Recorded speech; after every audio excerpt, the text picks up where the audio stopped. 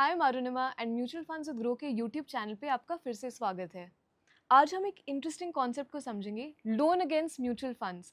इस वीडियो में मैं आपको बताऊंगी कैसे आप कंपाउंडिंग का मैजिक मिस किए बिना पैसे अरेंज कर सकते हैं और इसमें कौन से टैक्स बेनिफिट्स मिल सकते हैं।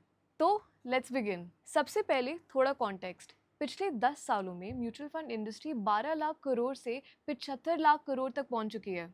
इससे एक चीज़ तो जाहिर है कि लोगों में म्यूचुअल फंड को लेके अवेयरनेस बहुत ज़्यादा बढ़ी है, पर अभी भी बहुत कम लोग जानते हैं कि म्यूचुअल फंड्स आपको रिटर्न्स के अलावा और भी बेनिफिट्स दे सकते हैं। फॉर एग्जाम्पल, इमरजेंसी के वक्त अगर पैसे कम पड़ जाए तो हम नॉर्मली क्या करते हैं? क्रेडिट कार्ड यूज़ करते हैं, शायद एफडी तोड़ते हैं, कुछ लोग तो दोस्तों और रिश्तेदारों से मांगते भी है पैसे, या फिर अपने इन्वेस्टमेंट जैसे स्टॉक्स या म्यूचुअल फंड्स को बेच देते हैं। पर अगर आप एक म्यूचुअल फंड इन्वेस्टर है तो आप इन सब से हटकर बिना अपने म्यूचुअल फंड्स बेचे लोन ले सकते हैं। फंडा ना बहुत सिंपल है। आपके पास जो म्यूचुअल फंड्स है आपको उन्हें प्लेज करके लोन मिल जाएगा।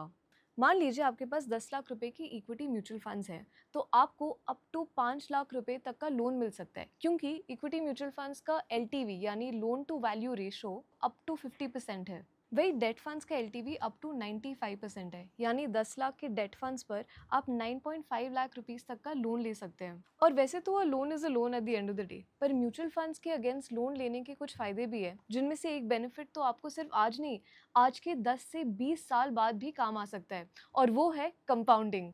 म्यूचुअल फंड्स बेचने पर आपकी इन्वेस्टमेंट की ग्रोथ खत्म हो जाती है, और भले ही आप फ्यूचर में फिर से इन्वेस्ट करें, आपको वो सेम प्राइस और सेम इन्वेस्टमेंट होराइजन दोबारा नहीं मिलेगा। इसी के एग्जाम्पल से समझते हैं। दो दोस्त हैं, रमेश और सुरेश। मान लो दोनों ने 2020 में 5 लाख रुपीस के इक्विटी म्यूचुअल फंड्स में इन्वेस्ट किया था। 4 साल बाद किसी इमरजेंसी के कारण रमेश को 2.5 लाख रुपीस वर्थ के फंड्स बेचने पड़े। रमेश ने 2 साल बाद 2026 में फिर से 2.5 लाख रुपीस वर्थ के म्यूचुअल फंड्स खरीदे। फाइनली 2040 में रमेश और सुरेश दोनों ने अपने सारे फंड्स बेच दिए। इससे रमेश को मिले 36 लाख रुपीस और सुरेश को मिले 48 लाख रुपीस। यानी अपने फंड्स ना बेचने से सुरेश के रिटर्न्स रमेश से 33% ज्यादा निकले, जो कि एक बड़ा गैप है। दूसरा बेनिफिट है टैक्स सेविंग्स। म्यूचुअल फंड्स बेचने पर आपको 12.5% से 20% टैक्स का कैपिटल गेन्स देना पड़ता है। आप loan against mutual funds as low as 10.49% में अवेल कर सकते हैं। आपको बता दें कि अब ग्रो ने ग्रो क्रेडिट ऐप के through loan against mutual funds की फैसिलिटी शुरू कर दी है, यानी ज़रूरत पड़ने पर आप अपने ग्रो क्रेडिट ऐप के जरिए लोन ले सकते हैं।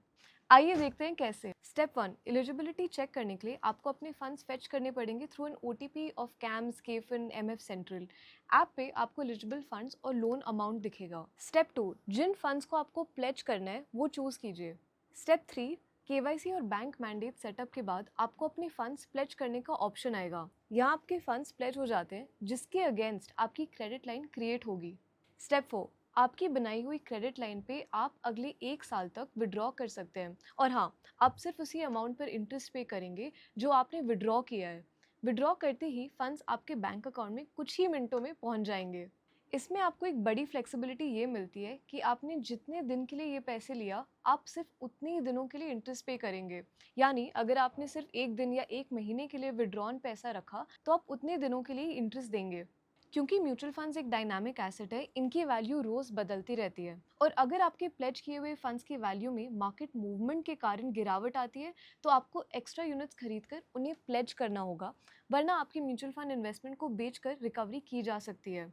ये एक नोटेबल रिस्क है जो बोरोवर्स को लोन लेने से पहले ध्यान रखनी चाहिए। अगर आपको ग्रो क्रेडिट पे लोन अगेंस्ट म्यूचुअल फंड से जुड़ा कोई भी सवाल है तो नीचे कमेंट बॉक्स में ज़रूर बताएं। That's all for today. This is Arunima Rao signing off. मिलते हैं अगली बार।